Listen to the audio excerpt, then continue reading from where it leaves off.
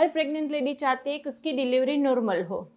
Normal delivery के बहुत सारे फायदे हैं और वहाँ पे पेन सहन करना ऐसा होता है कि एंजाइटी होती है। कभी कभी काफ़ी सारी लड़की ऐसी होती है जो सिर्फ और सिर्फ वो पेन के चलते ऐसा होता है कि मुझे सीजर करा लेना है, मुझे पेन सहन नहीं करना।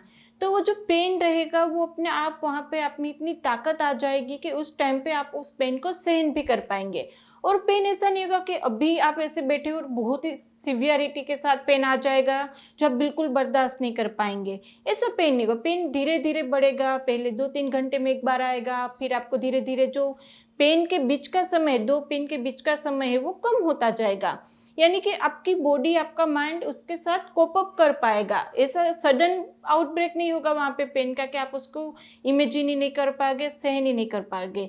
तो नॉर्मल डिलीवरी का जो पेन होता है उसको कम करने की भी बहुत सारी टेक्निक होती है। हमारे चैनल पे वीडियोस हमने अपलोड किए हुए हैं। लेमेस टेक्निक उसमें से एक है। वो लेमेस टेक्निक का भी इस्तेमाल करेंगे तो पेन बहुत ही कम होगा।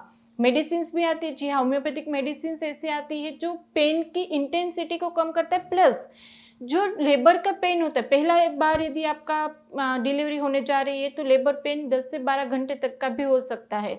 दूसरी बार है तो 6 से 8 घंटे तक का भी हो सकता है।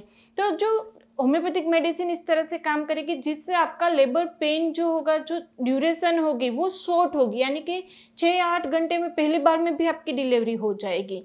तो इस तरह से वहाँ पे लेमेस टेक्निक का इस्तेमाल कीजिए। होम्योपैथिक मेडिसिन 8वें महीने से शुरू कर दीजिए। दूसरा, घर के बड़े लोग आपके साथ रहेंगे, हॉस्पिटल में नर्सिस, डॉक्टर आपके साथ रहेंगे, तो इससे कोई भी आपका एक्सपीरियंस खराब नहीं होने वाला है या उसके लिए डरने की ज़रूरत नहीं है। ये तो बात हो गई मेंटल प्रिपरेशन की, क्योंकि वहाँ पे मेंटली आप प्रिपेयर होंगे तो फिजिकली तो आप प्रिपेयर हो ही जाएंगे। तो फिजिकली आप अपनी बॉडी को कैसे प्रिपेयर करेंगे नॉर्मल डिलीवरी के लिए?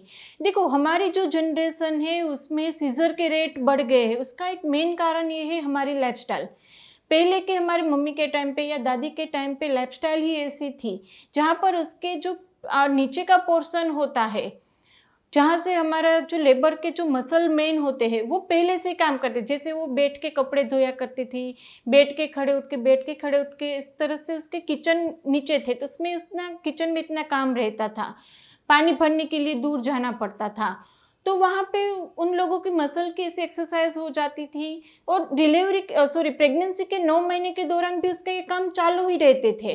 तो उसको स्पेशली कोई ऐसी एक्सरसाइज की ज़रूरत नहीं पड़ती थी और इजीली डिलीवरी हो जाती थी, क्योंकि उसके जो मसल है वो इस तरह से प्रिपेयर पहले से ही होते थे कि जब वहाँ पे पुश करे वो, तो जो उसका पुश जो रहता है, एक पेन आपको आएगा, उसके पीछे का कारण ये होता है कि आपका जो सर्वाइकल डायलेटेशन होगा, उसका इफेसमेंट होगा ताकि बच्चा जल्दी से बाहर आ जाए। तो यहाँ पर हमारा जो लाइफस्टाइल है वो पूरा चेंज हो गया है। जो किचन है वो खड़े रहते हैं हम, वहाँ पे बैठने का काम नहीं है। अभी कपड़े वगैरह मशीन में हम धोते हैं, झाड़ू पोछा करते नहीं, ये करते हैं तो वो खड़े होके करते हैं। तो जो फिजिकल एक्सरसाइज हमारी वो कम हो गई। नीचे का जो पोर्शन जो इस्तेमाल होता था पहले, एक्सरसाइज रहती थी, वो भी नहीं है। तो उसके लिए आपको क्या करना चाहिए? मलासन करना चाहिए, स्क्वेट्स करने चाहिए, वॉकिंग करनी चाहिए।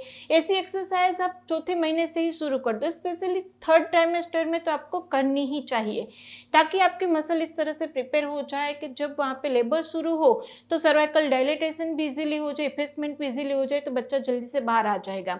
तो ये बात हो गई एक्सरसाइज की। वॉकिंग मैंने जैसे बताया वैसे आपको डेली की आधे घंटे की वॉकिंग करनी ही है। आप उसको सुबह में कर सकते हैं, शाम के टाइम में कर सकते हैं, रात में कर सकते हैं, जब भी टाइम मिले आधे घंटे की वॉकिंग कर लो। तो फिजिकल एक्सरसाइज और वॉकिंग से आप अपने फिजिकल प्रिपरेशन कर सकते हैं। दूसरा मेन काम जो करेगा वो ये 3 सुपर फूड मैं आज आपको बताने वाली हूँ। स्पेशली 8वें महीने से आप वो चालू कर देंगे तो हमारे यहाँ जो पेशेंट्स रहते हैं उनकी डिलीवरी नॉर्मल ही हो जाती है। तो उसमें 3 चीज़ें। सबसे पहली चीज़ क्या आती है, आपको वहाँ पे घी पीना है। घी 8वें महीने से शुरू कर देना है। आप उसको प्रेगनेंसी के दौरान भी पी सकते हैं। यदि आपको कॉन्स्टिपेशन की दिक्कत रहती है या आपको इंडाइजेशन की दिक्कत रहती है तो डेली रात में सोते समय यदि आप आधा चम्मच घी आधे कप पानी, गर्म पानी में मिक्स करके पी जाएंगे तो आपको कॉन्स्टिपेशन की, इंडाइजेशन की दिक्कत पूरे 9 महीने के दौरान नहीं आएगी। लेकिन स्पेशली 8वें महीने के बाद आपको 1 चम्मच घी पीना है। दूसरा है कैस्टर ऑयल। कैस्टर ऑयल आपको 9वें महीने के स्टार्टिंग से पीना है। अब कैस्टर ऑयल पीने से क्या फायदा होगा? कैस्टर ऑयल पीने से आपका बच्चा जो नीचे सेट हुआ है, जो बच्चा नीचे सेट होता है उसका क्या होता है कि धीरे धीरे आपके बच्चेदानी का जो मुख होता है, सर्वाइकल डायलेटेशन धीरे धीरे करता है वो, तो बच्चा नीचे सेट हुआ है। लेकिन यदि आपके अंदर वहाँ पे कॉन्स्टिपेशन की दिक्कत है या फिर मल भरा रहेगा आपके हाथों में, तो बच्चा नीचे सेट नहीं हो पाएगा। तो यदि आप डेली का कैस्टर ऑयल पियेंगे तो किस तरह से पीना है उसका डोज आप खुद डिसाइड करेंगे। डेली 2 बार आपको टॉयलेट होना चाहिए और वो सॉफ्ट होना चाहिए, बिल्कुल पानी जैसा डायरिया भी नहीं और ना ही हार्ड, सॉफ्ट टॉयलेट होना चाहिए। कभी कभी आपको आधी चम्मच कैस्टर ऑयल से वो स्टूल का जो मैंने बताया इस तरह से डिजर हो जाएगा, कभी 1 चम्मच पीनी पड़ेगी, कभी 2 चम्मच पीनी पड़ेगी, वो डोज आप खुद डिसाइड कर सकते हैं। इस तरह से कैस्टर ऑयल आप पी लीजिएगा। दूसरा रहता है कि देखो वहाँ पे रीजन वाइज, यानी कि आप जिस जगह पे रहते हैं उसके अनुसार कुछ गर्म चीज़ें खिलाएंगे। हम गुजरात में रहते हैं तो हमारे यहाँ क्या होता है, गर्म सुखड़ी खिलाएंगे जिसके अंदर मेथी डालते हैं, घी बहुत सारा रहता है, दूसरे गर्म इंग्रेडिएंट्स रहते हैं, तो 9वें महीने के स्टार्टिंग से वो खिलाएंगे। दूसरे कभी कभी जो सिसमी ऑयल रहता है वो आपको देंगे। जैसा आपका आसपास का माहौल वैसी वहाँ पे चीज़ें बदल जाएगी, तो गर्म चीज़ें 9वें महीने से आपको खाना शुरू कर देना है। और दूसरी मैंने जैसे आगे बताए थे होम्योपैथिक मेडिसिन आपको 8वें महीने से स्टार्ट करनी होती है। होम्योपैथिक मेडिसिन लेने से आपका सर्वाइकल डायलेटेशन भी अच्छे से होगा, इफेसमेंट भी अच्छे से होगा, तो बच्चा वहाँ पे आएगा, पेन भी कम होगा और उसका ड्यूरेशन भी कम हो जाएगा। तो होम्योपैथिक मेडिसिन की हेल्प आप ले सकते हैं। और होम्योपैथिक मेडिसिन आप आसपास के किसी भी होम्योपैथिक डॉक्टर को कंसल्ट करके ही लीजिएगा, अपने आप आपको नहीं लेनी है।